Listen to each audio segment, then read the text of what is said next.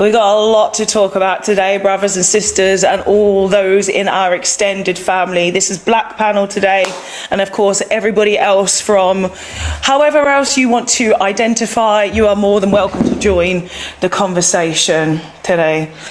For those of you who follow me and those of you who have been around sort of the last 24 hours, it has been really interesting to see the conversation, and I'm very grateful that you guys have felt comfortable enough to share some of your experiences online. The last 24 hours, we were calling out a member of our own community, Black community, Mr. Darren Wasteman, Mr. Darren Wiseman.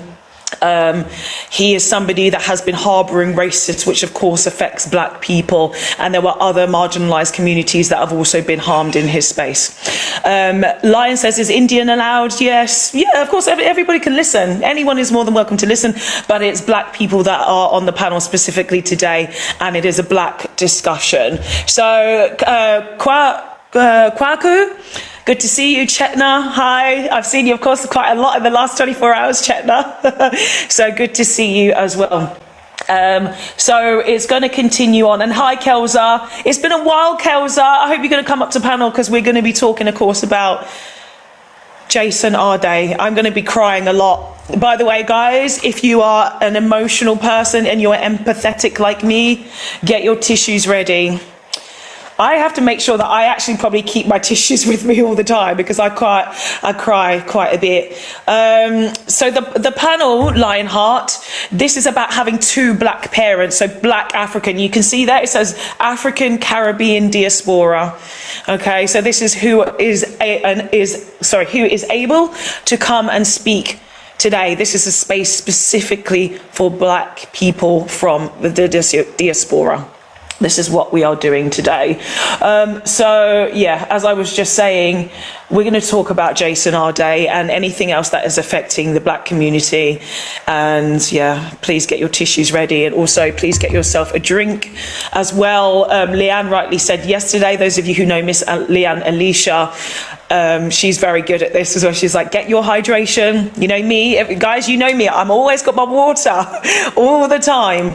So I'm always drinking out of this, keep hydrated. And I know in the UK, you guys are going to be like burnt to a crisp. Sorry. But, you know, and it's very, very hard. It's very hot. So we're going to be drinking and talking about Jason Arde. Yeah, Alicia, good to see you. It's been a little bit. Yeah, I've been sad. I haven't had time to cry yet. When the news broke yesterday, we were in a live, and Mazzy, it was yourself that actually told us first, saying that Jason had died.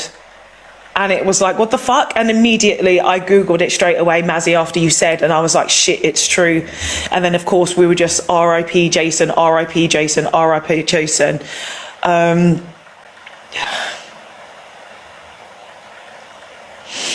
I have an article on my screen right now to discuss it. Okay, let's start talking about it now. And then, of course, I can bring it up later. It is very heartbreaking, Drew. Good to see you. Hi, Kelly, as well. Please, my Black family, come to panel. This is a support space. Hello, sister. This is... Hello. When I saw that news yesterday, because I've been following this man's case for the past 3 weeks and how he was being witch hunted by the media, the Times, Sunday, Guardian, just for an obstructive, silly mistake, a mistake anyone can make. It's bad. It's so bad. It's appalling how racist the United Kingdom is, despite their embarrassing history and what they have done around the world. Instead of them to be humble, they are this arrogant, racist, and vindictive. Yeah. They vilified this man and they hunted him to his death. Yeah. I didn't see this same energy for Jimmy Savile. I didn't see this same energy for Andrew. I didn't see this energy for Epstein. This is how they do. This man committed way heinous crimes against humanity. Jason never hurt anyone. Jason never touched anyone. All he did was an honest mistake, which he admitted, and he came to terms with accountability. And he even did the honorable thing by resigning. What else could he have done for these racists to leave him alone? There are so many similar white people that have committed way grievous offenses of plagiarism, and they got away with it, and nothing was done to them. Anyone can make a plagiarism mistake. We're in information age where everyone copies each other. No information is original. We all have to copy each other's ideas. This man made an honest mistake, and because he's black, he has a different skin tone to you. You witch hunted this man, you bullied this man, you ridiculed him until he died. This is what the United Kingdom has turned into. This is what they do. When I was this is younger, what they folks, do. This is, yeah, go on. When I was younger, folks, I always dreamed of coming to the United Kingdom because of their standards of education and our legal jurisprudence from Nigeria, because I'm a lawyer by profession. Our legal jurisprudence from Nigeria, because they were our colonial masters, stemmed from the British. So I was always intrigued and fascinated by the English legal system. And I always dreamed that I wanted to come to the UK to study, to advance myself, and to practice as a lawyer. But I'm highly ashamed of what the United Kingdom has become today. How vindictive and evil you people are. It's always been like that. This is the thing, though. We get heavily gaslit. 1 minute, Mazzy. We get heavily gaslit in the UK to make us think otherwise. They have harassed black and brown people since the inception of the United Kingdom. And us unaliving ourselves is what they want. If they don't do it by hand, they sure do it by mental torture. I talked briefly about myself in encounters of bullying. I was harassed for 8 years on this app, and it was only my dog that saved my life. It's only my dog. I'm just going to read quickly an article about Jason and what happened yesterday, so everybody is up to date, and then I'll bring in Fairy Bread as well. Okay. Yeah, just Jason, before you do that, Jason I'm gonna speak first, Mazzy, and then Fairy Bread, and then you can come back. All right. Okay. Jason, thank you. Jason Arday, the former University of Cambridge professor at the centre of a plagiarism row, has been found dead. Emergency services said a man was found unresponsive at an address in Battersea, South London on Friday afternoon. Arday resigned as a Cambridge professor of sociology of education last week after allegations of plagiarism and questions about some of his achievements. He had denied the claims. Arday's family said in a statement that they were in shock to have lost this amazing father, partner, brother, uncle and son. They added the campaign of misinformation was too much for Jason, who was a gentleman and who always wanted to see the best in everyone. Earlier on Friday, police officers were called to an address in Battersea by the London Ambulance Service. In a statement, the Metropolitan Police said, at this time of death, it has been treated as unexpected, but it is not believed to be suspicious. Cambridge University Vice-Chancellor Professor Deborah Prentice said, we are desperately saddened to hear this tragic news. Our heartfelt sympathies go to Jason Arday's family and friends at this incredibly difficult time, she said. Education Secretary Lucy Powell says she was deeply shocked and saddened to hear about the death, and she urged people to remember there are real people with loved ones involved. Arday, 41, had denied any plagiarism but had admitted errors in his work, and last week said the recent controversy about his work had led to an unrelenting level of public scrutiny and personal attack. The row first erupted after another academic, a self-refined race realist, Nathan Kofnas, who was sacked from his Cambridge role in 2024, said he found numerous instances of plagiarism in the professor's work. Arday said some errors in his early academic work arose because of his autism, as he relied on using mimicry to make sense of information. Similar scrutiny would find similar errors in work by other academics, he said. We're talking about academia here. I didn't murder somebody. I think the cruelty that I've experienced and the positioning of me as this kind of liar and fantasist is totally unacceptable, he told the Times newspaper earlier this month. Arday's appointment as Cambridge's youngest ever black professor at the age of 37 in 2003 was hailed at the time as a progressive moment.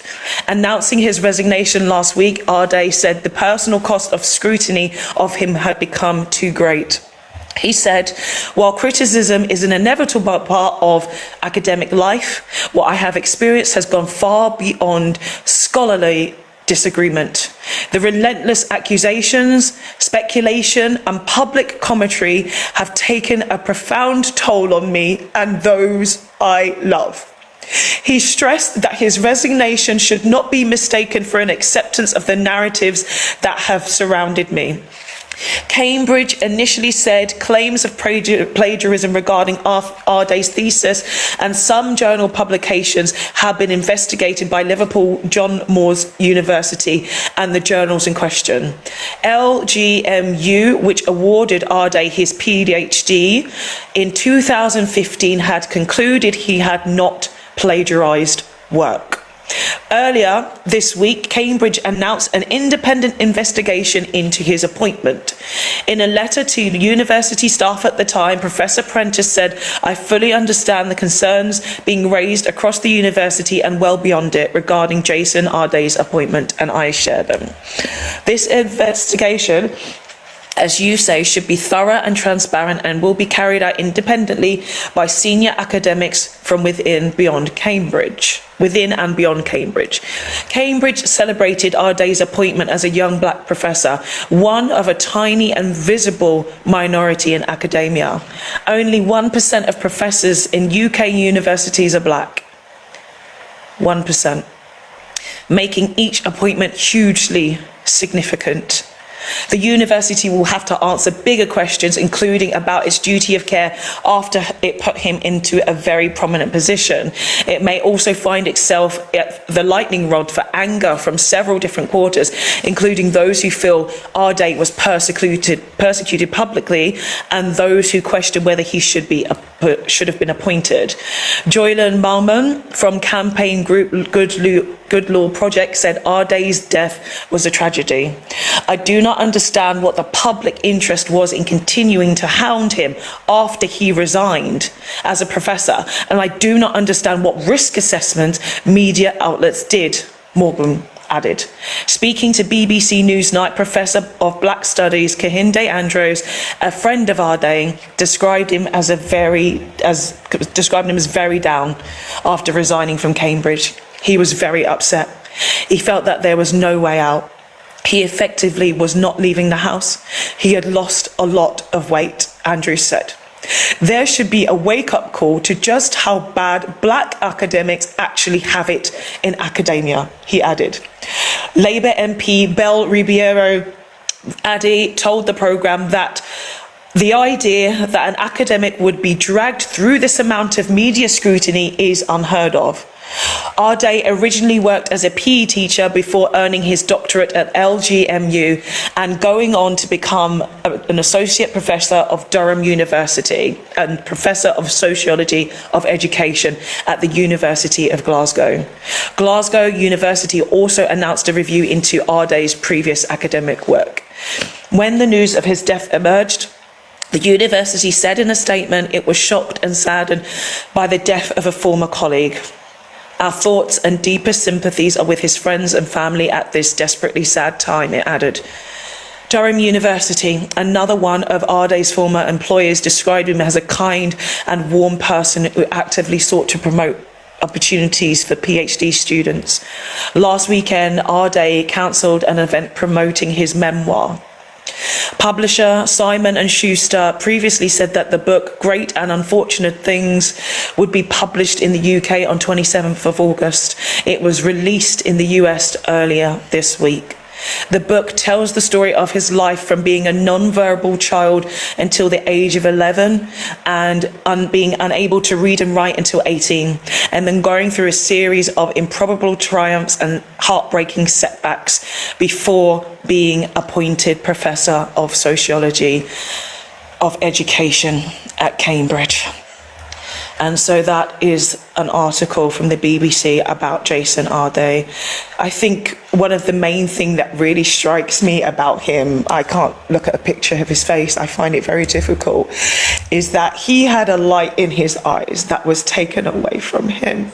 For those of you can see people truthfully, he had the biggest, widest eyes. He saw things clearly that people could not see. And that threatens a lot of people, especially when you are in a black body. The relenting nature that British people have, that English people have, is beyond help. It is beyond help because you English people, you blame the media. The media is you. You buy these things, you click these things, you repeat these things. It is you. You are an extension of the media. You are an extension of the government. This is your culture. This is you. It's not over there. It's not over there. You built this. You built this. And this is what you have done historically. This is not a unique event. Black people and black bodies are taken away from this earth systematically and racially and spiritually over and over again for hundreds of years. And you want to see it now publicly. You want public executions because you outlawed that shit. And now you want to see it like this. I know that a lot of you are loving the lynchings in America right now for our black brothers and sisters. I know you're loving that shit. It is terrible. It is heartbreaking, and things are being done to you right now as karma. I am here for it. I accept it. I witness it. I see it. I co-sign it. Fairy Bread, what would you like to add, my darling? I'm sorry. As someone who went to Cambridge University, obviously he taught at a different school, a different college, but many of my friends attended his many of my friends attended his lectures through the years. And you know, you would see him on campus every once in a while. You'll see him like cycling through Cambridge, you know, like he'd be like, "Hi, Professor," and he would always greet you back, and etc., etc. And like,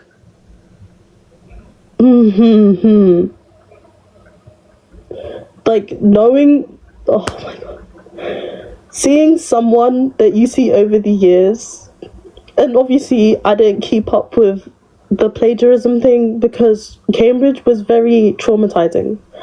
A lot of African parents want their children to go there, and you don't realize how much you don't belong until you are one of the only people of your race, of your socioeconomic background. And I felt like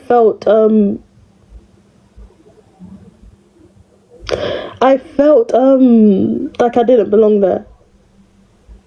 I felt like I'd worked my entire life to get to that point, and being there was one of the worst times of my life.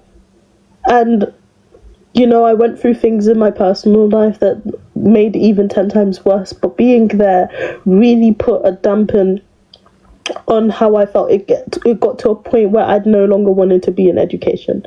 And anyone who knew me before knew I loved reading. I loved going to school. I loved being in school. I loved it with a passion.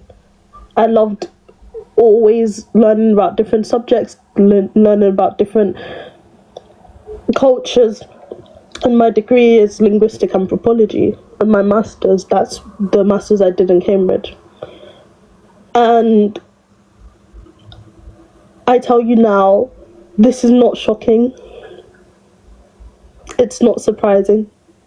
And a lot of people are shocked and surprised and gagged. Like, oh, he achieved so much. Like, why would they look at it? It's not. Because if you've ever been in and amongst Cambridge, if you've ever been within Cambridge, there was, and we're talking about beauty standards here, it's so fucking trivial compared to what Jason's gone through. But in Cambridge, especially the student culture, I have never felt as unattractive as I did when I was attending Cambridge. I never felt as unattractive. I've never felt as ugly. You would literally be, there's a club in Cambridge called MASH, right? And I used to go with all my friends, every one of them. And, you know, you get dressed up to the nines, you're starting to have fun. And all the guys would come up to every single one but you. And it got to a point where one of my friends, she came to me crying. And she came to me sobbing, and she's like, what the fuck is wrong with me? Am I really that ugly? Am I really that disgusting? Because the way that they will talk to you and the way that they will treat you, it's almost like you're not even worthy of human conversation. They will just give you a one-over look and like turn away. And not to say that, you know, I demand people find me attractive, but I expect human decency. And I was not getting that. As a human being, I was not getting that. And it was so fucking disgusting. And watching this happen to Jason now, I've met a lot of black academics from Cambridge. Disgusting. And watching this happen to Jason now, I've met a lot of black academics from Cambridge. Disgusting. And watching this happen to Jason now, I've met a lot of black academics from Cambridge. Disgusting. And watching this happen to Jason now, I've met a lot of black academics from Cambridge, who either leave it or commit suicide. Yeah. And It's so hard and it's so horrible. And I didn't know that you went to Cambridge. And so hearing a lot of what you've said, it's like all we want to do is excel. Like we want to do the same things as everybody else. And like you say, it's not shocking. It's not surprising. It's not because we expected it. I think I even alluded to something yesterday before I even know that Jason this had happened to Jason about being tested. Like we literally get tested as black people so much. We get pushed like too far. And I can't remember. I need to listen back to the live and what I actually said. And then, of course, a few hours later, this had happened and we got this news. But you mentioned something there about the feeling ugly and being treated like you're ugly. This is something that also resonates with a lot of black women, especially in the UK. Let me be real about this shit. They fucking love us. They fucking love us. They are obsessed with us. They find us incredibly beautiful and attractive and alluring and mysterious. But because racism was built into their culture, they don't know how to handle these feelings. It's wrong for them. It's wrong for them. And you know how excited when they get their first black girlfriend or black boyfriend, it's like, oh my God, this is amazing. And they go bragging about that shit. They brag about it because it's like, oh my God, oh my God, oh my God, oh my God. Because their previous culture, their previous lineage has said is wrong. It's wrong. And yes, there are some people that do fetishize within that, but there's also a lot of love and misunderstanding on our culture because they were taught to fear us.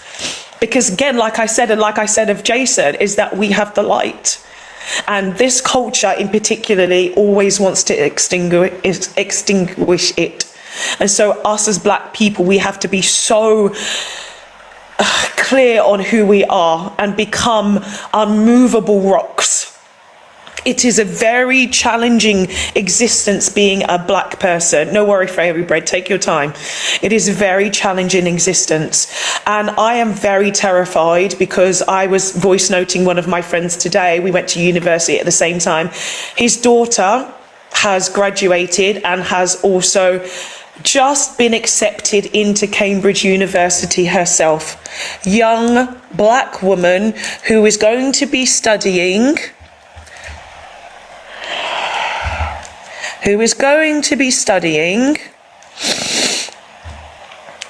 history and politics. She got 3 A stars at A level. And she's going to study history and politics at University of Cambridge. And what happened to her already? Trolls. jealous people in the comments on the Facebook page of where she went to school. This is the kind of culture that we live in. They cannot be happy for you, and they think that you've done something special because you're a black and brown person. They really heavily believe in DEI. They think, oh, it must be DEI while you're getting these qualifications and opportunities. No, we fucking work. We work our asses off. This is our culture. This is what we have historically done. We've historically done this. JJ, I'm just going to ask you for the ethnicity of both of your parents, please, and then I'm going to go back to Mazzy. And then this is literally a free-for-all panel today. When I have a black panel, it is anyone can speak at any time. But JJ, what is the ethnic background of both of your biological parents, please, JJ?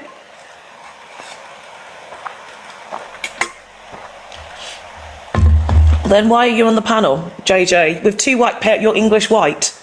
Read that, please. Stay in the comment section. It's a black people only panel. Every other day of the week, I can run a live that is for everybody else. Why are you choosing to come up on a black people only panel? It's literally in very bold writing there. I don't know why white people do this. Mazzy, you had some things that you wanted to add? Yeah, thank you very much, my sister. I think I've come to realize at a point that as black people, we're always going to be these guys, this British white, not just British white people in general. Not all of them though, but the majority of them are always going to be insecure when it comes to us. I have tried so many times to be open-minded, to give them a benefit of doubt, to say, okay, maybe it's misinformation. And again, because I spent most of my life in Nigeria, so it's all new to me. I've always known that these people are racist and they don't like us, because I see the struggles of Caribbeans and Black Americans and even black people in South Africa during apartheid. I know how my country, Nigeria, played a key role during apartheid, But I never knew it was this bad till I came to this country. And seeing how we are being villainized and demonized, it is mind-boggling to me that the only reason these people feel this certain way towards us is just our skin color. Well, it's more than that. It's deeper than that. It is not just our skin colour. As I say, it's historical. When the colonisers started to discover melanated people, they saw everything that we had and what they didn't have. That's why they had to steal everything. They needed to take everything from our land. They needed to burn shit down. They needed to enslave us. They needed to transport us away from our energetic centres in our homeland. They needed to do all of this kind of stuff, and they needed to remove our identity simultaneously, make us forget who we were. That is what we did. That's just what they did. Isn't it enough that you colonized us, enslaved us, unlike a lot of us, stole our riches and wealth for hundreds of years? Why do you still choose today? Because they're pirates, and this is what they do. They steal, they take with no end. This is what they do. This is why we need to decolonize and understand their culture, so we're not defending it like we used to before when we were colonized. It's important for every single culture on this planet that has been touched by white narcissism to wake up out of the goddamn coma. As a person of color, I'll use myself as an example. When I came to this country, because I first came as a student during my master's, I had to work 10 times harder just to be seen by my lecturers and by my fellow colleagues at school. I finished with a distinction, but I know those that I was better than in school, they were getting higher grades than me just because they were white. And when I compare their work and I compare it with mine, I have a superior argument. I did better, but I had to put in extra effort just to be recognized over the years, and it has never been easy for us. So when I see a person of color, most especially a black person, doing very well in Home of Affairs and in education, academia, corporate company and life anywhere. You always see these people try to water it down to DEI. DEI was introduced to protect white people, not we. Not we. If you know the genesis of why DEI was introduced, it was to protect you white people. Your white women were the reason DEI was introduced, not we minorities. And those that have benefited the most from DEI are white people. The statistics are there. I don't know how people are understanding this now. It is the whites. Yeah, Eve is saying the same thing in the comment section. We know this now. White women have benefited the most from DEI. Benefited the most. So white men in their mediocrity will find any excuse for their own failures. You know, that's all they'll do. That's all they have done, because they installed the hierarchy of masculinity. Alpha male, beta male. You guys are here regularly. You know, I talk about many different hierarchies and the intersectionality with that. And the white man is the most insecure being on this planet. They are so insecure that they don't even realize how insecure they are. And they're spread their insecurity across 7 continents. And so we all became affected because they had no way to emotionally regulate their nervous system, because they're not tied to the land. They don't belong on this fucking planet. This is why they crash out and they have to tumbleweed everywhere and spin out and make everybody else get dragged into their nonsense. It's absolutely insane. We've got someone new on the panel. I think we spoke before. Ohima? Yes. I'll just meet up. Yeah, Ohima. Yes, can you... Thank you, Mazzy. Yes, yeah, I'm good, thank you. Can I get the ethnic background of your biological parents, please, if you know them? So I'm of Ghanaian descent. Both my parents are Ghanaian. Lovely, thank you so much. Just to clarify, because of course it's a black people only panel, and we get a lot of white people who are like pretending to be black, or they're white and they still want to come up, like I don't know if you just saw. So it's just to make sure that this is absolutely, and I love it. Yeah. Obviously we've got Yaya and Kelza, Ohima. Is it Ohima or Ohema? Ohima. It means queen. Tree. Yeah. Love it, Ohema. Welcome, Queen. Welcome. So if anyone wants to chime in at any time regarding Jason Arde, this is the main topic of conversation that we are discussing. It is so horrific. There is something that... Okay, let's go to this laptop. And I'm just going to play the audio because, you know, TikTok loves to shut down or restrict lives when you don't hear, when you show certain videos. So let's see, it's just loading. And this is by a TikTok account, and I don't know if they have, they've called themselves News Cord, okay? So hold on, let's just go to the beginning. Hold on. Yeah. On day 22, he was found dead. Jason Arde in 2020. Can everybody hear? Can you guys tell me if you can hear this okay? I think I've put it up to the volume. Not really, okay. Let's go higher, let's see. Give me a thumbs up if this is better. He was found dead. Jason Arde in 2023 became the youngest black professor in Cambridge's history, and the papers loved his story. Diagnosed autistic at 3, unable to speak until 11, teaching himself to read as an adult. They printed it as an inspiration. Fast forward to July this year, a self-described race realist accused him of plagiarism on Substack. Within days, the Telegraph made it mainstream. Quote, Cambridge's diversity poster boy. And it very quickly stopped being about a thesis. The Mail renamed him Professor Plagiarism and ran a reader poll on whether the racism he described was real. The Times asked whether his resignation letter was written by AI. National newspapers put his childhood disability on trial with a TikTok video and interviews with old schoolmates. The Spectator made him its cover story, The Fantastical Truth About Jason Arde. Boris Johnson wrote a column. Nigel Farage wrote a column. He became content.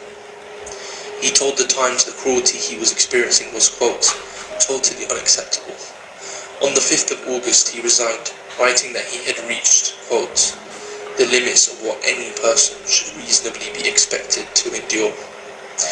The press answered with 180 more articles in 9 days, more than 20 a day, every single day.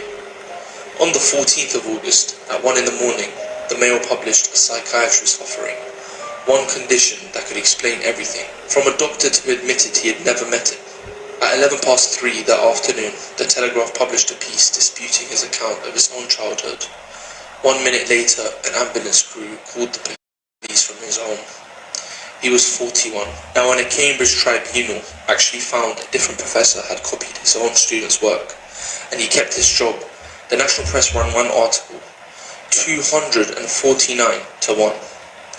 All 5 of these publications answered to the press regulator. We've drafted 5 formal IPSO complaints and 5 letters to their editors. One click files all 10 in your name. The full census, every article counted and linked, is at newschool.org. So just to hear this first part In again. 22 days, the British press published 249 articles about one man. 22 days, 249 articles.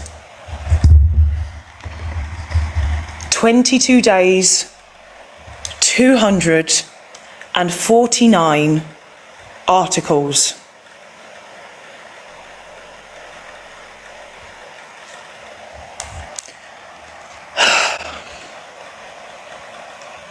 I know a lot of us are really heartbroken and sad and scared, worried. All we can do now is honour Jason and make sure that we are protecting our children and our black brothers and sisters more than ever.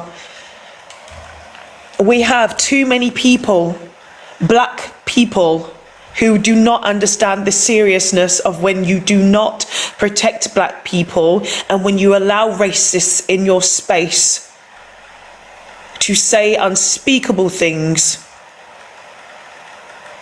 We are having too many of our black brothers on here. Yes, of course, it does include Wiseman, and I brought him up just now because I saw your name here, Scenario.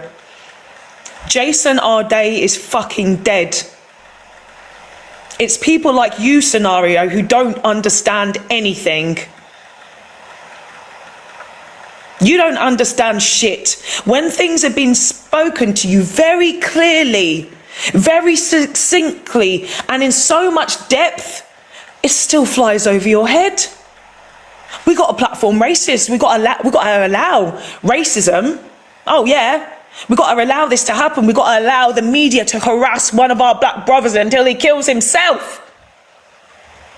We've told you that Darren's space was unsafe for us. We told you that. And you were like, it's fine. It's fine. Don't worry about it. Jason Arday is dead.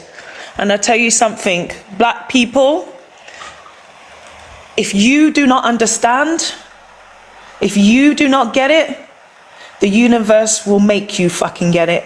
Because my voice clearly is not strong enough for you to understand. The universe is going to give you a very tough lesson. Pogromizer, I'm not going to allow you to come up onto the panel, not at all. You've requested to come up. You are not being allowed to come up onto my panel at all. Anyone on the panel, would you like to add more words, please? I just want to ask the British media, now that this man is gone, what did they benefit from it? They took away this man. He had a wife. He had 2 children at 41. Now that he's gone, what's the benefit? What's the end game? You didn't give this to Andrew. You kept making excuses for Andrew, despite compelling evidences to prove that this man was a pedophile. He is still a pedophile. You made stupid articles, defended him, wrote articles. Yeah. You did the same thing to Jenny Savile. You did the same thing to Epstein. Yeah, I have videos on All my page. white If you men. guys remember, a few months ago, you could literally see the crowds of English people cheering for King Charles. And when someone in the crowd says, "What about Prince Andrew? How long have you known about the Epstein files?" the English people turn around to this person and say, "Oh, shut up." They don't want to talk about the Epstein files. They don't want to talk about Prince Andrew because this is their culture. This is their culture. And as soon as you start scrutinizing the terrible parts about it, they want to hold on to it because it is their identity. They don't have the moral compass to know that this shit is wrong.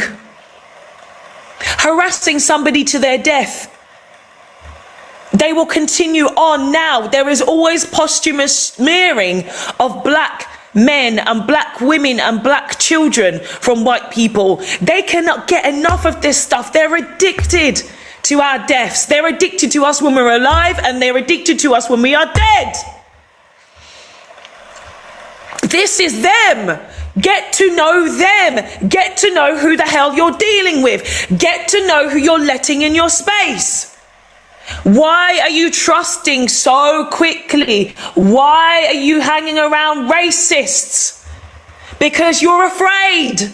This is what I know about too many people in our community. You are afraid of the colonizer, and so you have proximity to the colonizer, thinking that they're going to protect you when you are the first person to fall on their sword. You are walking into the doors, into the houses of the colonizer. You are sitting down with them. You are putting up chairs. You are sitting on your knees. You are kissing their feet. You are allowing them to whip you across the back again. We have been free for so fucking long. So why are you choosing yourself to go there willingly and be around these people? Why? Stockholm syndrome, some of you are suffering with, clearly. Oh, we got to open our arms up to the racists. Oh, we got to do that. We got to do it. No, you fucking don't. You see black women on this app daily fighting against racism. Black British women, black African Americans, black American women. It's the women, the black women at the forefront of this. But I will say, shout out to the black brothers yesterday who came through. We were so impressed. So many black men went to Darren's live yesterday and called out his bullshit, and we were clapping. We said, yes, finally. Black men, where are you? Where are you? Where is your backbone? Where is your spine? Finally, we saw black men doing that shit. Finally, we saw it. We saw you trying to hold him accountable for the things that he's been saying. You are standing up also for black women in that space too. That's what we saw. Yesterday one with where we were watching from the outside. I don't know Hermit Sapien. It was really late in my time zone, so I didn't see. It was a lot of the same stuff though from what I did see, which was a few hours. Darren defending racists as usual, trying to say that he's a pragmatic guy, trying to say that he has critical thinking skills and that he's smart. His measure of intelligence. Oh my God, he's literally using a 30-centimeter ruler to measure intelligence where he stopped at 1 centimeter. There's a reason why he doesn't come to these spaces, because this is where we are smart. We actually are the intelligent people. We have the critical thinking skills. We've done the research. We question things. We're like, hold on a minute, that doesn't sound quite right. And of course, we do still have interaction with some racists, or people with thinly veiled racism or covert racism.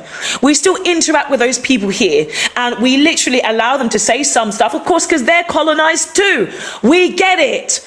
Colonized people are in all colors, including white Western Europeans. They're also colonized. And so when we're challenging their reality, of course, they're going to spin out a little bit, but it's when they go too far and they go back to their default of racism where we're like, you've gone too far now. That's it. You're not welcome around my space. But you black people who don't get it, I am ashamed of you. We are not in the same family. You have been exiled from the black community. I need you to know that. People like Scenario, you are not part of the black community. Darren, you are not part of the black community. Anyone who comes here, this is why I say black people panel. If you can identify that you have two black parents, you know what blackness looks like, you know how white people have weaponized even the term blackness, because they're the ones that gave us this name. We didn't choose it. But now we embrace it, and we know that black is beauty, black is power, black is strength, black is resilience, and we keep pushing.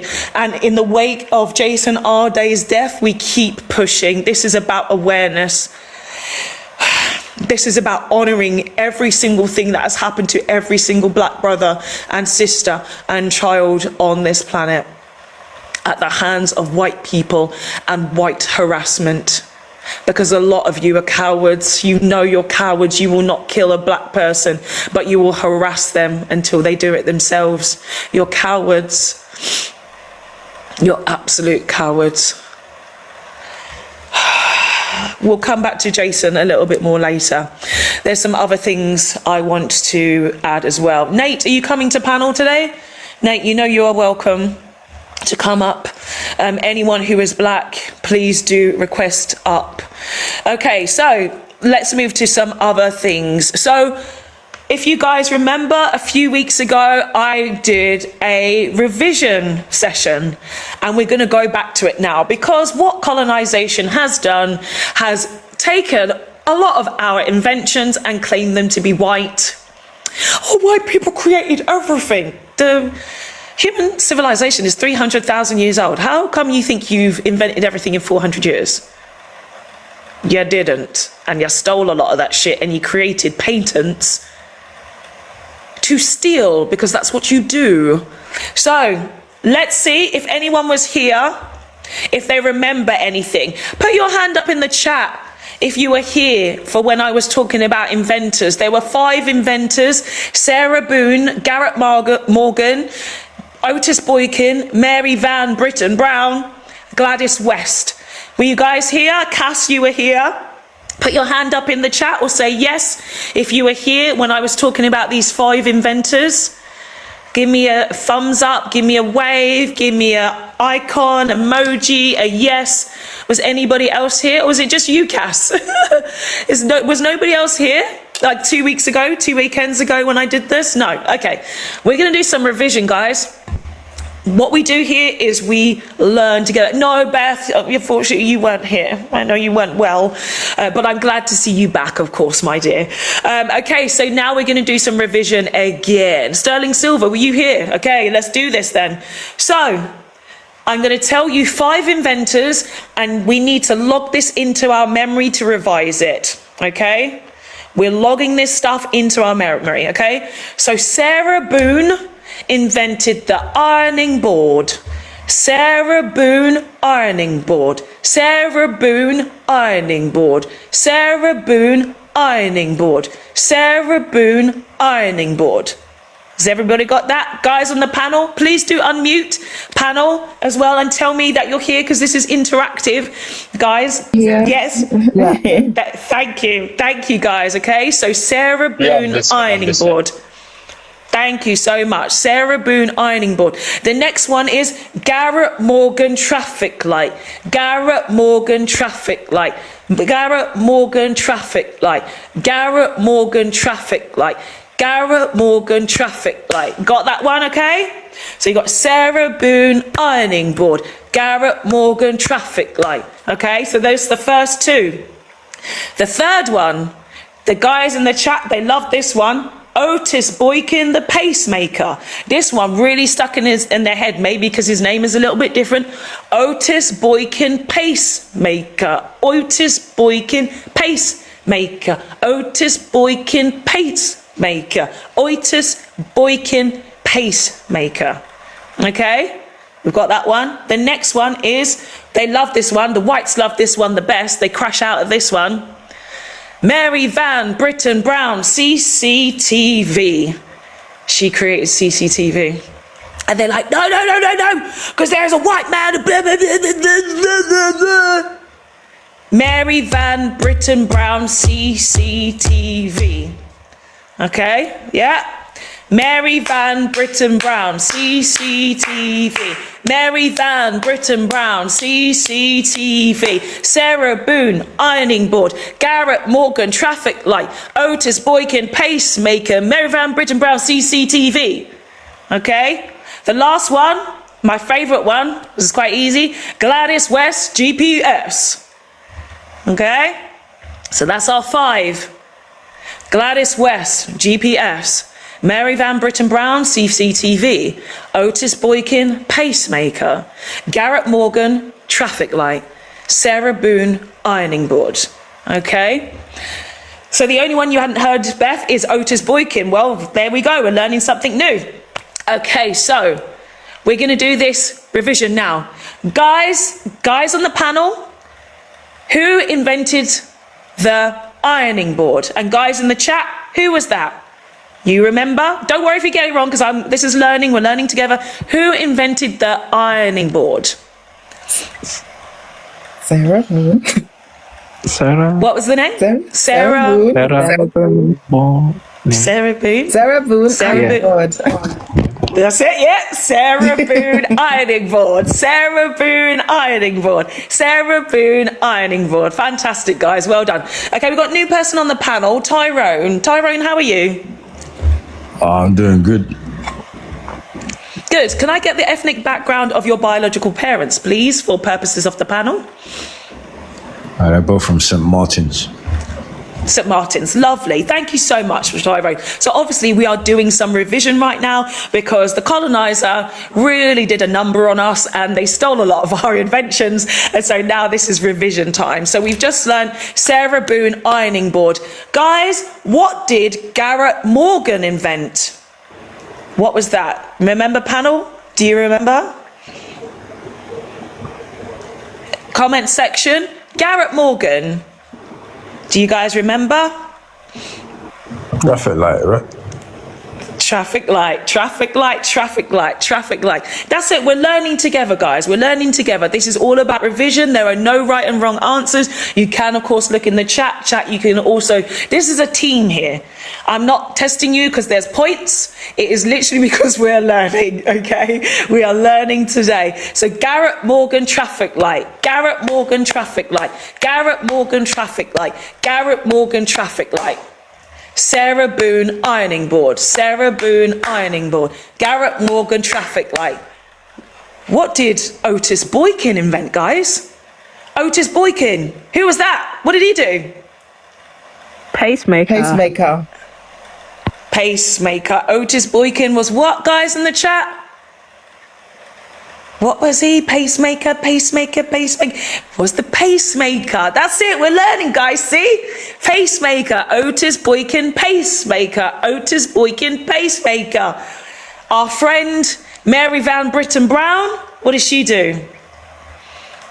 Mary Van Britton Brown. CCTV cameras. CCTV, CCTV, yes, Mary Van Britton Brown, CCTV, Mary Van Britton Brown, CCTV. Cass, don't worry, I wasn't your teacher back then, but I'm your teacher now. And I'm also teaching myself too, because this is stuff like me doing this TikTok. I never knew anything about anything because we were colonized. And so we've had to teach ourselves, and that's what we're continuing to do now. So this is a learning space, and I'm learning a lot from you guys, as you know. We are all each other's teacher because the school of life never ends. It is infinite. And so the favorite one, my last one, was Gladys West. Gladys West. Yay! That's over. Yes, Gladys West, GPS, Gladys West, GPS, Gladys West, GPS. Well done, guys. Well done, guys. So please keep that in your memory. Please keep repeating it. Sarah Boone, ironing board. Sarah Boone, ironing board. Garrett Morgan, traffic light. Garrett Morgan, traffic light. Otis Boykin, pacemaker. Otis Boykin, pacemaker. Mary Van Britton Brown, CCTV. Mary Van Britton Brown, CCTV. Gladys West, GPS.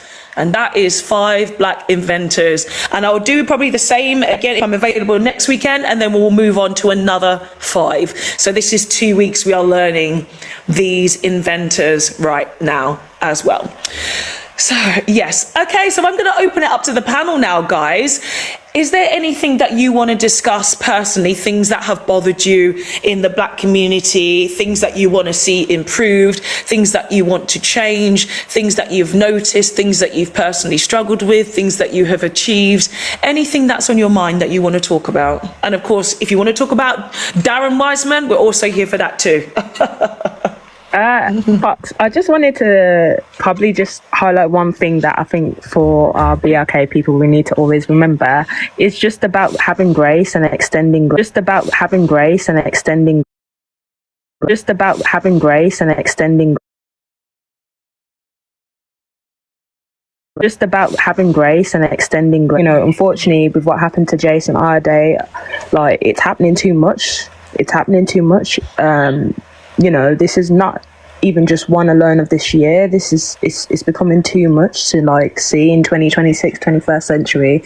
We're still seeing this issue. So I just wanted to kind of highlight grace, because I think a lot of us forget to extend grace, and sometimes, you know, there's the constant pressure and we're quick to throw judgment, but you know, grace is free and it's undeserved, and we definitely need to be having that within the BRK community, and also people need to have that for us that aren't BRK as well, and always remember that.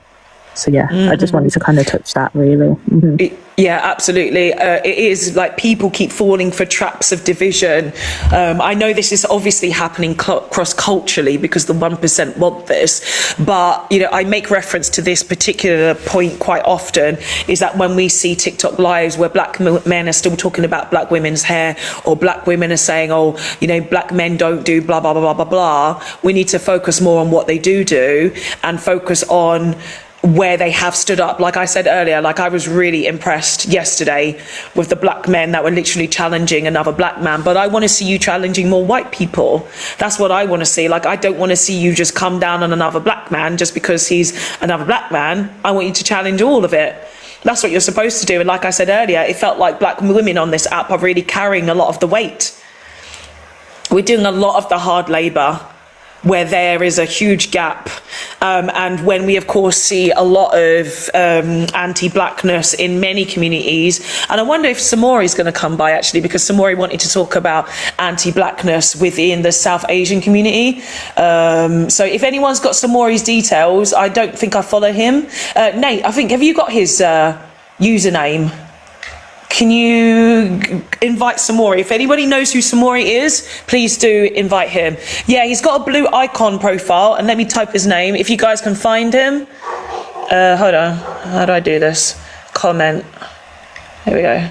I don't know his actual name, his username, but this is his name on this app. If you could find him, please do invite him and bring him by to the conversation, because yeah, anti-blackness was something that he asked me to speak about specifically, and I said I would do it in the black space. Thank you, CHB18. Yeah, extending grace, offering grace.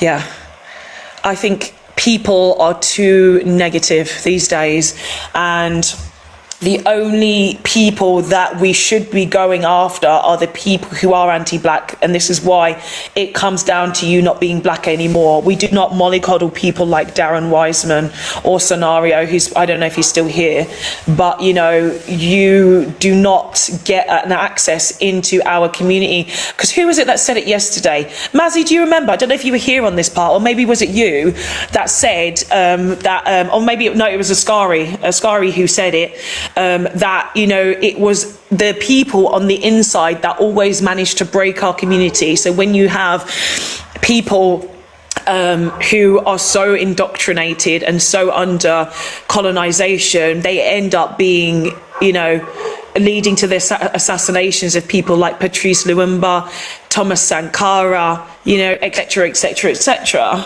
This is what happens when you think that your skin folk is kinfolk. It's not like that, and it's so disarming. And like I said, it was disarming going to Darren's space thinking that he was pro-black, and it was like, hold on, this is like one of the worst spaces I've ever been in on TikTok. This is one of the worst. Why is this like this? Why? Yeah. Anyone on the panel want to add something? Want to add anything from their mind? Yeah, sorry.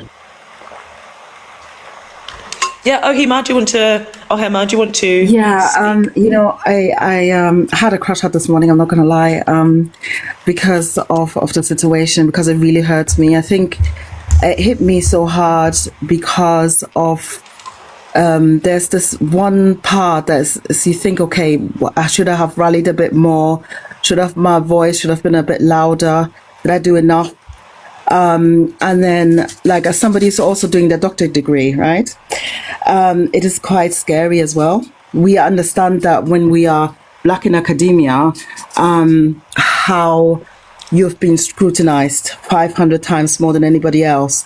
If you're a Black woman, 700 times more than anybody else. And it is a scary topic, but in a scary position to be in. And the way some of us switch so quickly without even knowing the facts, that was so disheartening. You know, we've seen the comments of our people, like the way we switch up so quickly. And, you know, when I speak about, I don't know, supporting Black businesses or African business or whatever, and we say, oh, I supported this or this person and they made this mistake. And I asked them, how often did Amazon, lose your parcel? How often did they do that? And you give them grace, you give them, you forgive, you go back again. However, when it's a Black person or a Black business, or when it's an African business, you so much emphasize on the mistakes, right? And you don't focus on, you don't extend this grace that we've just spoken about. You don't do that. You focus on the mistakes, you highlight the mistakes, and you don't give grace, you don't give time to develop. And, we are human beings, we make our mistakes and we need to give each other grace. The world is so hard on Black people. And I think that's what I really wanted to say. It's so hard. It's so difficult being Black. I think I've never met a person, at least in my close vicinity, that would say I would not be Black in every lifetime. We would be, but it's very hard. It is very hard. So if nobody else sees our humanity, we are supposed to see our humanity and extend grace to each other. That's our job. And rally behind each other when these things happen. And we still have people out there that do the work, right? We still have people who do the work and who are under so much scrutiny, and they stand up for us, and we're just looking. Like, one of them is Kahinde Andrews, like Professor Andrews, who is also, or who used to be my supervisor, my PhD supervisor. And he was made redundant. And there were not, again, like, I saw the voices, and as you said before, a lot of Black women rally around and support, but we really need everybody to be behind, our people in our community, especially those of us who stand up, who are our voices, who speak up for us. Yeah, because eventually, we know what happens to our leaders, and we only have each other. We only have each other. And so, absolutely. it is the other thing I wanted to say, we have to also take accountability for this. We have to take accountability, because how fast are we switching up on our own? How fast? And I think that was so disheartening to see, you don't even know the facts, and it's like, yes, okay, of course not, and so on and so forth. Our own. And I always say the most heartbreaking thing, it's not somebody else out there saying whatever, it's your own brother that hurts you the most. And that's what we're supposed to do. It's really, it's 2026. The one thing that we have not done is unite, right? It's stand together. Still in 2026, we know by now what we're supposed to do, and we still haven't done it. It is still seen as revolutionary to support Black businesses, really, in 2026. Really. And that, for me, it should not be something that is something that we should be begging people to do. No, I'm telling you, and it's like that we are. And it's so shocking to me, and we're still doing this, and then I see the comments, I get the comments, with whatever I say, and as I said, I don't care that much if it's somebody else, but it's our own. That's so shocking. Like, oh, you're being this, you're being that. I don't want to see all the words that I hear when I say, like, you know, the things that I do, or you know, supporting Black businesses. So I do it because, and so on, and what my PhD topics is. So Me as an African American, I totally agree. Like, I just, you know, because I'm Mr. John Doe, you're not African American. Don't come here and play those games. You've been dropped immediately. Mr. John Doe, cosplaying as a black person, you literally need to do better. That was so white. That was so incredibly white, because white people do that. They come into black spaces and they interrupt, and you don't come in and say, I was an African American. Do you think that black people talk like that? You need to act better, sir. Act better. Go to another space where you can actually feel a little bit more, I don't know, yourself. Like, stop pretending to be someone else. It's weird. Hema, apologies for that interruption, because this is what these people do. Yeah, no, I understand. I really liked your point about the lack of support, and the fact that it really, black people are so quick to dismiss others, like so quick. This council culture. I even hate phrases like council culture. I hate it. Like, why is it that one person can make one mistake, like you say, but you have so many big corporations who are literally not paying people correctly, causing people to be homeless, to driving themselves to suicide, not being able to pay their own bills because wages are so low. Did I just say that? I can't remember. You know, and these corporations, the capitalism is literally bleeding people dry. And yet you have some small business that does make a few mistakes, because if anyone's run business here, and I don't think enough people run business to understand how hard it is to run a business, you're like, uh-oh, they made a mistake, I'm never going to invest in them again. And I hear a lot of this from the black community. Oh, I didn't go there because I didn't get good customer service. You don't get good customer service from most places. It's England. Everyone's bloody miserable. Do you think that you get good customer service? There's a reason why you have Google reviews and Yelp reviews or whatever. So quickly after you have a figure, you leave them a 1-star. Doesn't mean that you don't. I know even if you have a bad experience, you still go back to that same place sometimes, don't you? Because sometimes you want a cheap something and you forget. So why do you forget when it comes to investing black? Why? Why? Africa, my brother, how are you, my dear? Good, I'm good. Yeah, as good as you can be with the kind of news that we got yesterday with our brother Jason Ardi. Yeah, were you here when we were talking about it at the beginning? No, there was quite a lot. No, this is the first time I've kind of logged into the discourse this morning. Okay, we had a very emotional beginning. We probably spoke about it for maybe an hour, but please, whatever you would like to add to that. There was a lot of tears. These are the tissues that I've gone through. Speaking about poor Jason. Please do add your voice. It's honestly, I call it digital lynching. Because that's what we saw in 4K in front of us, in terms of this man. Where if you look at the timeline of events, who sparked off this witch hunt, the kind of people that were the vultures, the regular faces, the regular names that you would expect, the Spectator, the Times, and it's like when we kind of circle back, because the issue that was first brought up with our brother was that he did plagiarism, right? That was the initial accusation.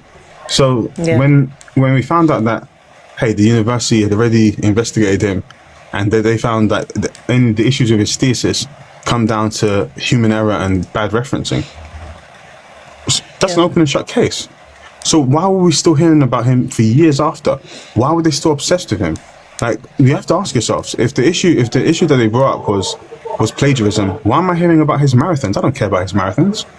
Why am I hearing about his autism? I don't care about his autism diagnosis. With all due respect, like, that has nothing to do with me. That's his personal medical stuff. Like, and like, a lot of people don't know. A lot of these things that people were saying this is the extent of how far they went. A lot of the things that they said that he was dishonest about. Where did you get that information from? You got that information because in your witch hunt, you went and found the publisher of his biography and went and found unpublished first and second and third drafts of things that he omitted. That is the extent. So now a conversation about plagiarism has led you to go and find drafts, unreleased drafts that were never meant to be published, and then say that he's a liar It's because crazy. it's in an unreleased draft. Like we veered so far from plagiarism that because it was never about plagiarism. It was never about plagiarism. That Yeah, was just never. that was always just a red herring in terms of what they really wanted to do. What they wanted to do is they wanted to sacrifice him on the altar of this evil culture war that they want against people of color. And for me, it's just it's so saddening that it ended up this way, because it didn't need to end up this way, man. And it's It didn't need to. No, and really and truly, I think a lot of people won't say it as it is, but the real issue with Jason Ardi is that they felt that this black man had risen above his station in life. That's that is the opening shut case of it. They believe that this is why is this black guy with dreadlocks? Why is he in Cambridge? He's risen above his station in life. He doesn't know his place. He's taking the position of what should be a white middle class person. And it's ridiculous, because I read an article earlier. I don't know if you've seen this statistic. It's only 1% of black teachers. Even 1% that are black. Yeah. Even the conversation about DI, we don't have DI in the UK. If we had DI in the UK, we wouldn't have one in 100 college professors being black. Does that sound like DI to you? I think it's just it's some of these things that we have to hear and are so low IQ and brain rot nonsense that we hear in the UK. And with what I think it's important to draw the parallels, because the same what was happened to our unfortunate brother Jason Ardi is what they had planned for Meghan Markle. It's the exact same thing. They wanted her to kill herself. It's the exact same thing, because when you really rack your brain, when I rack my brain about the Jason Ardi situation, the same question comes up. It's what did he do? What did he do to they honestly they dealt with him like he was a terrorist. The kind of coverage he got, which was 24-hour day-to-day coverage. You would have think that he I've seen schmerrists get less coverage than what Jason Ardi got, and what did he do? And when you really what did he do? Is you're claiming that he lied about marathons? Is that a reason for is that a reason to get day-to-day wall-to-wall coverage? No, it was so ridiculous. It was 249 articles in 22 days. Honestly, 249 in 22 days. The same issue that they have with Jason Ardi is the same issue that they had with Meghan. Is this biracial American actress? She's even Marcus Rashford. They did the same thing to Marcus Rashford. Same thing that they do that you've risen above your station in life. You've taken the position of what should be a white aristocratic woman. Likewise with we can take it as far as the Diane Abbott.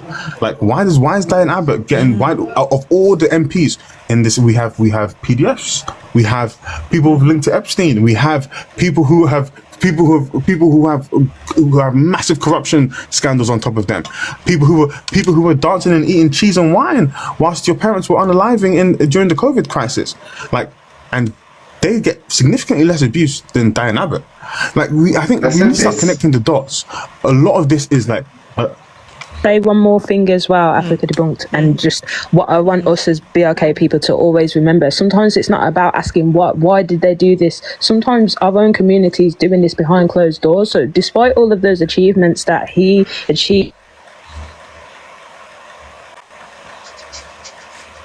also it could be family, it could be friends, it could be your actual network, and they're not actually seeing you for you. They're also part of the pressure. And I think as BRK people, sometimes we don't speak about that part, and mental health is one of those things where you silence a lot of the time when you have certain things and lived anecdotal experiences. People say, well, you can't talk on it because it's generalized. That's not a generalized view, when we already know that half of our story comes from us using our voices. And that's one thing I want us to always remember, because I was just doing some research in the background. There's a man called Rondell Moore, 26-year-old. He also unfortunately passed away from South unalivement. He was an NFL player. That was this year, American. You've got the young BLK lady called Ashley Janae. I remember at the time that coming out this year, where, you know, she was with an older white man and everyone was basically saying, oh, you know, she deserved it. I'm seeing that in our own Is that the woman with the older white man with the bald, like shaved head? Yeah. Do you want to explain that story a little bit for the people, just in case they don't know? Tell people the story, Kelza, in case they don't know that story, please. Your signal has just gone down. I don't know if you're still there. Yeah, go on. Yeah. I'm still here, but the signal's not too great, so I apologise on that. But yeah, she unfortunately, you know, unalived, and what they actually found out now, they're saying that, you know, she was asking certain questions to ChatGPT about how to unalive herself. She kept expressing how she was feeling to her network, and unfortunately her network let her down. So, you know, there's another lady, Jazz Waters, the lady who let's just go a little bit. We just need to get a little bit more information about that case, because I don't know the full case. All I know is that this was a black woman. He was going out with this white gentleman, older white gentleman. Had they been together for a long time or a short time? I'm not entirely sure. Do you know, Kelza, how long they've been together? Does anyone know? Kelza's gone on teacup. Anyway, they were in a relationship, and I think they went away somewhere. And, you know, when one guy comes back alive and the other one is missing, where's your partner? She's gone. She's dead. And the guy, when he came back, from what I'm trying to remember, don't quote me because I think I might be wrong on this, I don't know. But anyway, his behaviour was very suspicious, clearly. And the parents were even like, what the hell? Our daughter would never commit suicide. Like, it's just, it would never happen. And black people generally don't commit suicide. We don't do it. It's not in our nature. Our parents are too tough on us to be like, they'll be like, get over it. Like, stick it out. Like, what the hell? It can creep in the mind. But I also think that we're very protected beings, because I've talked about myself, like wanting to throw myself off a cliff, but I had my dog next to me that bloody saved me. So, you know, doing that kind of stuff is not really black culture. When it came to the story of the 3 black girls who drowned in Brighton, and even now we know the story is like, we don't know what's going on with that. We knew as black people that we don't go in bodies of water like that. We don't go swimming in the dark. We don't kill ourselves. We don't do these things. We don't do these things. We don't do these things. Also, Fox, I think one of the sensitive things. I think that's sadly, you know, even though we say we don't do it, I actually think we do. But because at the time when it comes to crisis, a lot of us don't, like, we do speak up, and then people will kind of dismiss it. Then when it happens, happening, and it's people that we're witnessing, that we've actually watched shows on, and, you know, we've seen them with time, and it's happening. It shows me there's a very big issue in our community. Also, because I do think that we struggle with mental health. I do think that we struggle with mental health issues, yes, and I really do think that there's not enough support for black people to say that we have mental health issues, because it is a little bit stigmatized in black culture. It's like, oh, again, like I say, just get over it. It is very much that. It is stiff, you know, not stiff upper lip, that's very much of an English saying, but it's basically the equivalent. It's like, I had to go through this when you've got parents and grandparents, and so will you. And so then when you also wake up and realize that you have mental health issues, black parents, they do take it upon themselves to feel like they've actually done wrong and they've done a failure onto their children, and so they deal with the guilt, and they get a little bit more annoyed that you also have mental health issues, or you are going to try and you know, help yourself. But I'm going to introduce the 2 people on the top of the panel, because I haven't introduced them yet. So we got See You Next Tuesday. Can you tell me the ethnic? Just 1 minute, Africa Bubbles, then I'll come to you. 1 minute. See You Next Tuesday. Can I get the ethnic background of your biological parents, please? My mum is Jamaican and my dad's mixed race, but this was a complete mistake. Oh, okay. Shall I drop you down then? Please, okay. Thank you. All right, no worries, no problem. Okay, Top Chick, are you there? Top Chick on the panel? Oh, hello. I don't think is your microphone working? I don't know. It went on and off. Okay, Top Chick, if you are there, feel free to unmute and introduce yourself. I don't know about you. Yeah, Samori was here, but then he's disappeared because, and I actually couldn't even request him to come up onto the panel because maybe, I don't know if his account is private, but I couldn't do that. But yeah, if someone wants to invite him back, he's more than welcome to come back or whatever. Anyway, yes, so Africa Debunked. What would you like to add, please? Oh, here is Samori. He's here. I'm Little sorry. brother is here. I swear down right. I was what do you call it? Like literally 10 minutes before you're live, I requested on the Downs panel. I don't want to do the whole situation again. And then for some reason, TikTok's got this thing where you go like, even after you left, they can still invite you. And I was like, what was he talking about? And then I pressed join, and it just teleported me to on this panel. So I genuinely I didn't dip. It was like I was doing like 50. Like I'm not even, my hay fever's cooking me as well. I can't hear you like properly. My left ear is gone. Man United's playing like dog poo. Sorry for my language. There's like 50 things going on. So, and apparently I was summoned. Like somebody tried to send me the live. I think her name, what's her name? The Anchroness, sorry. For some reason, she was like my weird inbox thing. Yeah, Anna Khalees. I don't know why. Like it didn't go through. I was summoned her, so. Yes, because you wanted to discuss anti-blackness in the South Asian community. So that's why we've been discussing a little bit here. Of course, as you know, you've been very prevalent as well in the conversations with anti-blackness to do with Darren.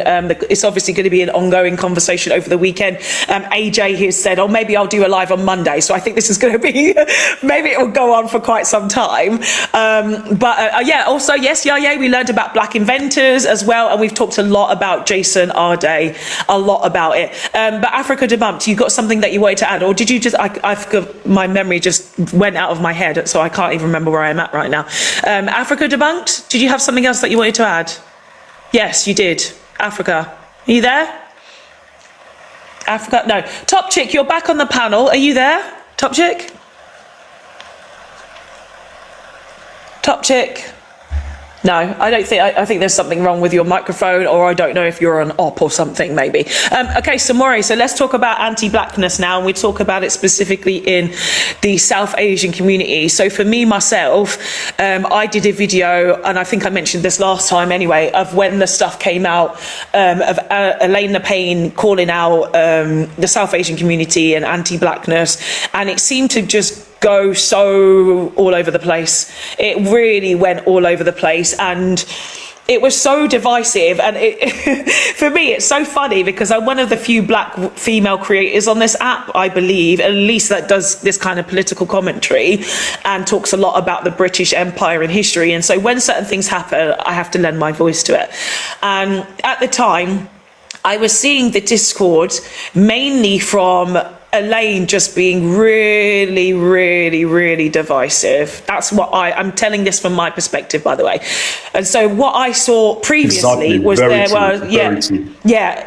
what I saw beforehand was what's his name? DLD. I can't remember his name. I've forgotten it off the top of my head. He literally started the black hair care boycott in America, and he's a British guy. I forget his name, and he was talking about it. He's like, what happens if we just boycott buying new products for 1 month? That's what it was. It wasn't to do specifically with the Asian community, but that was mentioned. It was they have a specific a monopoly. They pretty much have the monopoly over black hair care, right? And so that's what people started to wake up and understand. It's like, okay, if I can make my own products, or maybe I should spend my pound elsewhere. It needs to be brought back into the Black community. Great conversations. But then what happened was Elaine Payne got involved, and it was like, we need to boycott all of South Asia. And then she was saying really just not nice stuff. And she was also quoting Rupert Lowe and Tommy Robinson. Girl, why are you doing that for? You're going down the wrong routes here. This is not what we're supposed to be doing. That's why I don't like to quote her, She's very divisive. She's very divisive. Yeah. She did the same thing with Africans and Caribbeans. She set us up and started to insult Africans. Yeah, I know. I personally that person claiming to be pro-black. She's a very divisive lady. Yeah, and that's why I never really got on with what she stood for. And I don't believe in tearing black women down. Black men, I got fire for you all day. But black women, I will not say too much on her, because I don't like talking about things personally. But my criticism of her is the divisiveness, like you guys have said. Why is it that every time there's a black issue, she's always like, let me look at the other side. Let me look at the other side. Let me do this. Hold on a minute. For me, I can say, right, I understand that black people, we have been put at the bottom rung. This is racial hierarchy at play. I understand South Asians have got the anti-blackness is there, but I'm not going to cut my arm off, because black people, we need the business. And Ahima was here, saying about black business earlier. And if you are a business person, you cannot cut your leg off. You cannot cut your arm off and then expect South Asian people or any community to spend with you. It doesn't work like that. White people have never said, oh, we're not going to sell to black people. They sell to black people even though they despise us, because it's money at the end of the day. It's money. They have to, capitalism is what's running. They have to, exactly. So what she was doing was all wrong. Yeah, Maestro, how are you? Yeah, not too bad. Yes, I just wanted to give my take on, what's her name? It's been a while since you've been here. It's been a while since you've been here. Welcome back. How do you mean? This is my second time here. So if you remember me. Yeah, I know, but I remember. Yeah, I remember. I've got a photographic memory for people's usernames. That's You're why. like me then. You're like me. That's good. Retentive It's memory. like snapshot. Achoo. There you go. Yeah. Yeah. What would you like to add? I wanted to chime in real quick, right? Because the way I see Elaine, right? I think sometimes you have to have, I see Elaine as a necessary evil. And not in a bad way. It's just one of those things where what stands out is the fact that she is pro-black, right? So she might have slight nuances. She's far from being pro-black. Hold on. She's definitely pro-black, right? Because at the end of the day, what she's doing is not different to what your competitor groups do. Your competitors don't give you a second chance to question any type of negotiation, reality that you're involved in. All they do is go for all of them are on code, right? And they're basically protectionist of their particular group. And that's the type of person Elaine is. Every once in a while, she might slip out of frame, not necessarily being pro-black, but it's simply, okay, you know what? She's from the Caribbean. She has to protect her own, especially when some of you Africans are presenting arguments that maybe she doesn't align. Excuse me, don't do that. Don't do that. I'm Afro-Caribbean. Don't do that. You're not pro-black right now, Maestro. Yeah, well, you aren't. I am Nigerian and Grenadian. I will not tolerate that kind of stuff. That clearly says this is a black people only panel. African, Caribbean, diaspora. The first word I put up there is African. I put that first, Maestro. Don't come here and say like someone is pro-black and then be anti-black. It doesn't make sense. All right, so get my perspective, Samori's got some things he wants to also add on that point. Hold on, get my perspective straight. I am Jew heritage. I just did as well. Samori, do you want to Jew heritage that? like yeah, I just want to say. Maestro, please wait. Maestro, please wait. You made one point. We're going to tackle that point and then you can go on to the next one, Maestro. Go on, Samori. Am I saying your name right? I haven't made my point though. What point did I make? Yeah. Oh my God, Maestro, come on. Maestro, don't come in with bad energy. I've dropped you. You're the second person I've dropped in like 5 weeks I've been doing this. You're the only second person I've dropped you, Maestro. Yeah. Don't come in with that. Yeah, Samori, what would you like to add? Am I saying your name right, please? Yeah, you're fine. It's fine. Yeah, I wouldn't call. Yeah, I was gonna say because like I wouldn't call Elaine the Pain pro-black, especially when you do that whole thing with the Caribbean. I still can't believe we're on this, but the whole Caribbean versus African thing. I think the only thing I give Elaine the Pain credit for was yes, she did shout out the what's going on with the South Asian thing. Do you know what I mean? And that's the only thing. Most, like I said, I didn't like. I would have preferred if it was somebody else that said it. But because she said it, I somewhat give her like a thumb. Do you know what I mean? Like somebody had to say it, right? Yeah. Because I couldn't, like nobody was saying it in the UK, if I'm being honest with you. I don't know. I'm not a famous guy. If I did, I would have said it. Do you know what I mean? Nobody else was saying it. I think it's been a documented incident since I want to say since like 2012. Something like even since we've all been here, right? Because I had a teacher, I hope I'm not talking too fast. My My ears have gone like the hay fever's got me a little bit. No, you're okay. Yeah, I've got the what do you call it? I had a teacher. She was here during the Windrush. I think. So not here during the Windrush. So she was born around that time, and she was around where it was more of like the PE bashings were happening. Sadly, right, where she was telling us all these stories, especially to everyone in these classes, where they were like, you used to have to walk in groups, so you have to do the thing where it's like, the Pakistani and the Caribbean, it was mostly Caribbean people back then, innit? We'd have to, go home in groups and all that and things like that, right? Now we all understand that in this country, as we are in the West, or in the white man's country, as we like to say, is that there's no point punching down, because they're still going to see you as an like, do you know what I mean? Like we do have each other, right? Even though I have said yes, there's no point doing the whole kumbaya thing. We do have to have some type of agreement. Do you know what I mean? Like it gets to a point where, I hope I'm not rambling, but it just gets to a point where it's a bit ridiculous, right? Like I never understood the punching down. Even South Asians have come on this app and I've said, yes, there is an anti-black problem, especially with their elders. Now, my question to them is, why have you never, called out your elders? Do you know what I mean? I know we're the next generation, but you still have to call that out. And that's, I don't know, that's just me. Do you know what I mean? Like, I don't want to do this thing where it's like black versus South Asian. That's not my thing. But again, Tommy Robinson's coming to town in a couple of weeks. I bet you. I think it's in September. I don't know if he has a march, but he does. My dad was here after 9/11, like 3 months after 9/11. He saw it exactly how it was happening, how South Asians or even black people were getting attacked because they were presumed to be Muslim. He said it was mostly South Asians that were getting attacked. Do you know what I mean? And the reason why he never liked Tommy Robinson, because he tried to do this thing where it's black and whites versus Islam. There's a video of it. He showed me it, my dad. I need to send it to you. Honestly, it's there. He did it. And again, there's a lot of black people in Africa who are Muslims. That's funny, isn't it? Yeah, exactly. That's what I mean. It's like people don't understand. They don't understand my country's intersectionality. 32% Muslim. I'm Nigerian. We have a heavy presence of Islam.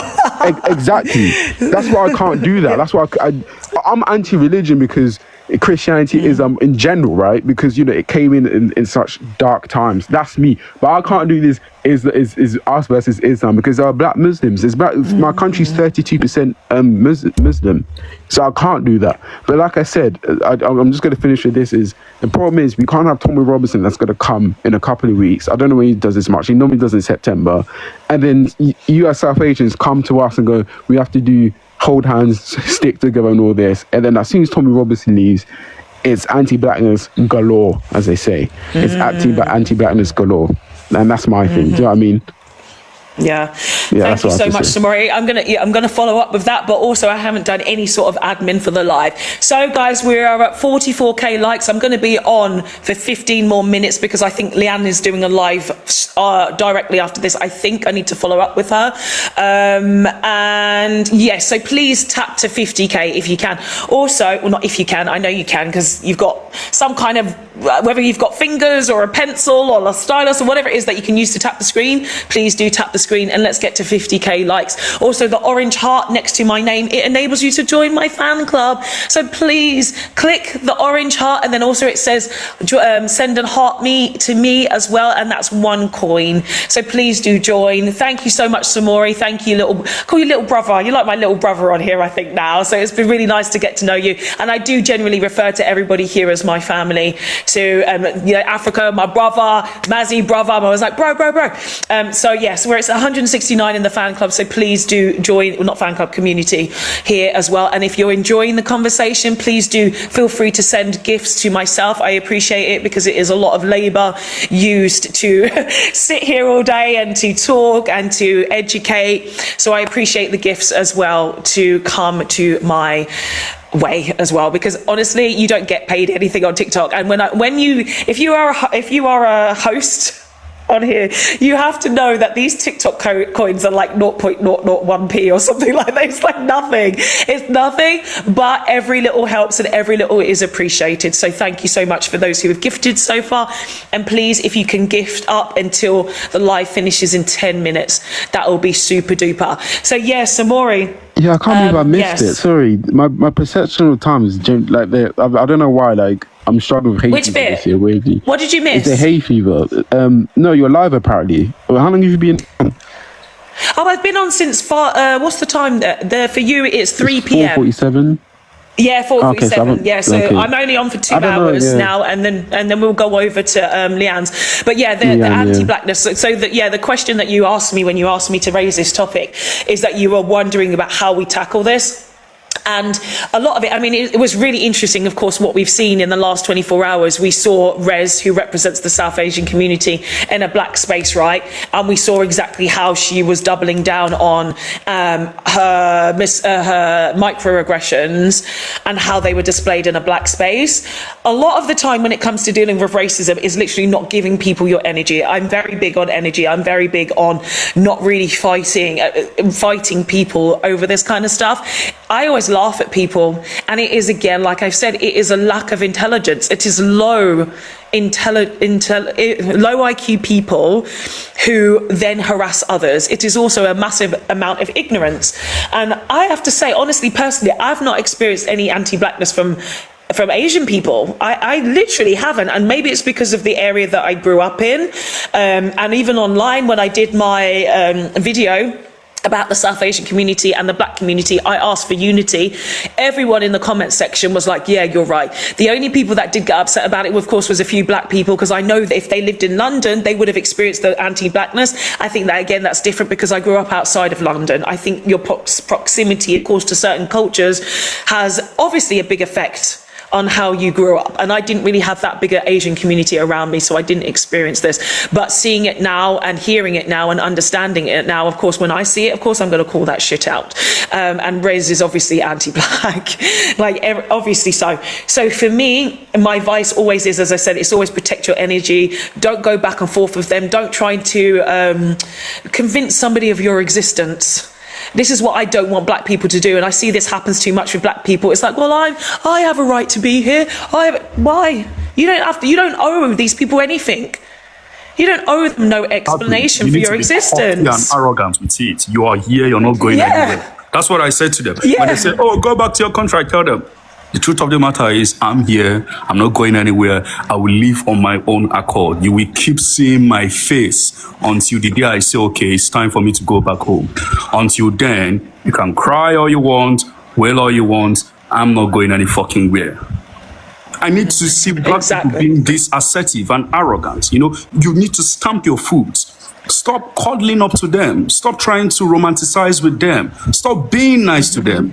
When you see they are very racist about your own kin, you need to stamp your feet and be arrogant. Your arrogance is a threat to them. They only hate you because they know they can never be like you. They dream to be like you. They aspire to be like you. But because they know that they will never be like you, that is why you see them being very insecure about you. So whenever they tell you, go back to your country, you don't belong there, you will tell them, you came to my country hundreds of years ago. It is my turn. I am here. I'm not going anywhere. I will leave when I want to leave, and you can't do anything about it. Yeah, and I see exactly. Samori, feel free to come in at any time. You don't need to hand up today, Samori. When it's a black panel, it is literally free for all. So please do chime in, and then. Long time no see. Fox has jumped on the wave of like, when they come with that racist stuff, just troll them right back. I'll be like, hey man, I'll send you a picture of Saxony if you like. Saxony's really nice this time of year. Hey man, if I'm going back to Africa, I'm gonna need you to get that first that Eurostar back to Germany, bro. Like, that's right. Me in Africa have been doing that shit already. I told them, man. If I'm not from here, if you're gonna remind me I'm not from here, I'm gonna remind you you're not from here. That Anglo-Saxon. That's what we do. We can look up where troll them right back. And we can look up where Saxony is. It's not in the UK. And also, sis, you know what? There's another part of the Jason Ardy situation that like is not really spoken about in terms of our community. And I don't think I've heard anyone really touch on it. But like there is an undercurrent like within our community of like homophobia and transphobia regarding like some of the apathy towards him. And and this is why when some of our LGBT brothers and sisters tell us that like homophobia and transphobia have an effect on everybody, not just the LGBT community, this is what they're talking about. Because this is a straight man with three children, but because of how he presented, because he was soft-spoken, because he had long hair and he looked after himself and he was quite effeminate presenting. I think a lot of people, I'm being real with you, a lot of our community must have looked at him like, oh, yo, what is that Muska? Is that mascara? What, Yeah. like, why is he? Is he so soft spoken? That long hair? Yeah. He's one of those guys. He's one of the elemental P's. They would let them do with him what they want. That I'm telling you, that is part of the discourse of why this happened and why he wasn't supported the way that even he was in my supported. generation. He was beautiful. He was beautiful. And He even really in my was. Like generation. the first thing that I said was after I read that article. It was about his eyes. I said, "You see that man's eyes? He had so wide eyes, and he had so much light in him that it makes me so sad that he was sucked into the dark."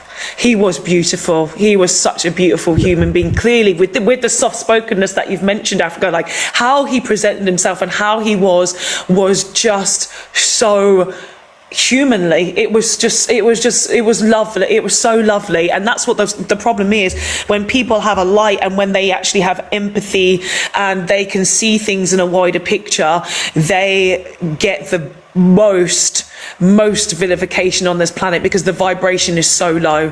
And so when you have the Anglo-Saxons, like we're going to talk about right now, the Anglo-Saxons that should literally go back to Saxony, they see people like that and they're like, we don't like it, because they can't be that. They don't have the same heart and soul as what black people do. They don't. So Maury, what do you want to add? The thing is with the whole Jason Ard, and even I was guilty of it as well, is the whole I genuinely thought, right, and it's even after his unalivement, this is why I genuinely feel a bit upset talking about this.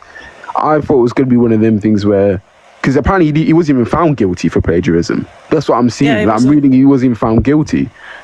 But like I said, the thing is I thought it was going to be something where, we'd forget about it in a week and it'd be left alone. I don't know why I thought that. I'm the same kid that grew up in France. I know how racism works. I have no excuse when it comes. I just thought, maybe it will blow over and that's it. He wasn't even found guilty. Maybe he'll be found, innocent. When I found that he was unalived, and now people are coming out and I'm seeing this, where apparently there was a Oxford Cambridge professor that plagiarized his work. His name's Dr. William O'Reilly. Plagiarized his work from his own fucking student, and he never got anything. There's another dickhead there that apparently was touching up one of the. I shouldn't even say it like this. Sorry, I'm just a bit emotional like this. It was the bastard was touching up on the what do you call it, bruv? One of the students. There's like at least 50 of them. Most of them white, are just known for being dickheads and bastards. Sorry for my language. And nothing was heard. The same year when Jason Arde was being accused of being a DEI hire was the same year when Jamie O'Reilly was found guilty for his plagiarizing the. So James O'Reilly was plagiarizing his own students. Nothing was heard. I don't get it. It's my fault for thinking this was going to blow over. But oh my, just oh my, like this country, honestly, nuke, man. I know. Well, it's happening. It's happening with natural causes. I talk about this a lot. I don't know if you've been part of the conversation here, Mr. Maury, because I know our interaction has been quite recent, but I've been talking about that. I mean, you guys know the country is on fire right now. I talked about in the heat wave, there was 20,000 excess deaths of Western Europeans. I've talked about karma for the British Empire for quite some years now, actually like 2 years since I've been on here. Yeah, that's exactly what's happening, Mr. Maury. The country is burning. I have a video on my other account literally showing where it's dry in England, and if you see it, those of you who are spiritual, there's literally a fucking eye in Kent area that you can see. The whole of England is dry. Wales, Scotland, Ireland are moist. They are green. The dryness is in England alone. Yeah, because they never did it. It's bad. It's honestly the karma is here. They all the English people say, nah, what you mean? Yeah, exactly. The funny thing is, when you see the dryness, it is in France as well. You can see the dryness into France too. My cousin sent me a oh my God, I was seeing things. My cousin sent me a picture of what do you call it? What do you call the traffic lights? Sorry, the traffic lights literally melting. It's like they're cooking. Yes. They're literally cooking there. I wish I was lying. They're cooking, and it's like if the Eiffel Tower just dissolves, I would even laugh even more. Yeah. Sorry. Yeah, I saw that picture. But that's it. Yeah, France, many fires too. In comparison, right, in 2023, there were 70,000 excess deaths according to the heat wave in 2023. 1 week in 2026, 20,000 excess deaths. And more, of course, is happening. Look at those idiots that were staring at the sun at the eclipse a few days ago. Blindness. Western Europeans are now going blind. The land is burning, they're losing their eyesight, the sun is killing them, their skin is bubbling. You know, we've talked about suicide rates as well amongst white people. Like Kelza, I think I don't know if you're still here in the comment section. I did say that, you know, it's not part of a culture. Yes, we do have mental health issues, but unalivement and self-unalivement, self-deletion is mainly white people doing this. We would talk for weeks. We've talked about white people going up Mount Everest and dying up Mount Everest. It's all white people's dead bodies up there. We talk about them doing cave diving or even diving in the sea. It's all white people that are doing that stuff. They're doing it to themselves. The earth is naturally exiting them off this planet because we're not going to do that. We don't do what they do. And they'll try to say, oh, black people did this to us. We didn't done shit to you. This is your own paranoia. It's your own paranoia. Guys, we're almost at 60K. I just want to say this as well, because like I honestly I'll shut up after this, but this whole thing with the environmental thing, I can't believe people didn't believe this, right? I remember back in 2016, because you know in schools they would always tell us, even from further back to primary school, they would always tell us to do research. Do you know what I mean? They would always tell you, and like I said, I don't like to give a lot of YT people credit, but yeah, like Greta Thunberg, she's like a year older than me. I think she's like 22 or 23. I'm 21, but she's like 22 or something like that. Again, I don't like to give YT people credit, but she's been singing about this, and as she should, genuinely as she should, right? She's been pulling her hair out. They've all made fun of this poor girl, this poor woman, since she was at the age of like 13 or 11. She's been telling us about this, and I also like, for example, where I'm from in Africa, Cameroon, we've got a very diverse nature, right? It's very not just tropical. We've got the deserts, we've got the jungle, we've also got it's very to us Cameroonians, the environment around us is actually quite important to, I mean, especially farming on itself. So I've always naturally I've been quite I've always raised my eyebrows when it comes to the global warming things and stuff. Do you know what I mean? Stuff like that. And again, do you know what I mean? I honestly, like, if it's honestly karma, I'm not someone who's superstitious and all that, but honestly, if it's that, bro, like, let it happen, man. Let it burn. I don't know if you want to That's right. that song. Just make sure that you are not in the crossfire, because this is why it's so important to be pro-black, to be pro-brown, to be pro-LGBTQIA, to be pro everything, pro-animals, pro-plants. You know, the universe is seeing the people who are pro. If you are anti, or it's in your bloodline and you have not done enough decolonization, the universe has come for you. Right, and how we're going to end the live today is I'm going to give you some recommendations of events to go to in the UK, guys. So there is an account on TikTok called the Black Creative Trailblazers. I need to show each account really quickly, because otherwise the live's going to get restricted. It doesn't matter anyway, because we're actually leaving the live. And again, hopefully you guys will go over to Leanne's, because I'm going to go over there as well after. So this is the first one, okay? So this is called the Culture Travels Media, and they're a great account where you can actually get recommendations. Oh, hold on, I clicked the wrong button. This one. So this person actually talks about even black cruises that you can go on, and this one here actually is a cruise that actually goes through Europe, talking about black history. So please do check out this account, okay? Culture Travels. So this is at Culture Travels Media. My back camera is a bit blurry. Apologies for that, guys. Culture Travels Media, okay? Can I let them put it in the comments, just to make it easier? Yes. Mods, if you're still here, which I think you are, a couple of you guys are, can you write this down, please? Culture Travels Media, okay? Or anybody in the comment section, can you just help us out? We're a team here. Can you write that down? Okay, we've also got the Black Creative Trailblazers, which is amazing. They've got an event coming in September, and it's literally all African fashion, African creativity. It is literally Pan-Africanism, and they've got an event, I think it's 4th of September. So please downwrite this one. This is Black Trailblazers. Check them out. Honestly, it looks so good. I was like, I wish I was in the UK for this one. Okay, Black Trailblazers. We've also, for women, we've got the Black Women's Yoga Collective. So this is Black Women's Yoga CO. They've got a retreat coming next year, and it's a beautiful yoga retreat, and I'm not quite sure where it is. I can't remember, but it's literally, as I said, it's all black women. and it's in a beautiful tropical destination. And I think the price is quite good as well for this one too, which again, you know, connecting with black women and then connecting with blackness, femininity is absolutely beautiful. And I'm even going to try and see if I can go on that myself. This is also another one for women. This is called Secular Sisters. So for those women who are waking up out of religion, this is a safe space for you. This is also including spiritual sisters as well. So you see this secular.sisters. Please check this out. They have regular events in London. And they don't necessarily talk about being non-religious, but it is literally a space where you don't have to worry about being Christian or being Muslim, etc. La la la la la. But you, of course, can still have conversations about religion in that space. It is just not somewhere. And like I said, it's mainly people who have left the religion as well. So those are some recommendations for everybody there. And I hope that was helpful to everybody.